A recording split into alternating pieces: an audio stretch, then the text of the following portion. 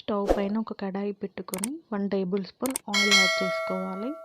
Oil heat అయ్యాక 4 పచ్చిమిరపకాయలు, 2 medium size onions cut చేసుకొని వేసుకోవాలి. రుచికి సరిపడా ఉప్పు, 1 టీ స్పూన్ పసుపు, 2 teaspoon ginger garlic paste, 2 tablespoon కారపొడి, 2 టీ స్పూన్ పెరుగు కలుపుకొని మిక్స్ చేసి 5 మినిట్స్ పాటు కుక్ చేసుకోవాలి. తర్వాత 1 కప్పు గోంగూర ఆకులు యాడ్ చేసుకొని మరొక 5 నిమిషాల పాటు కుక్ చేసుకోవాలి.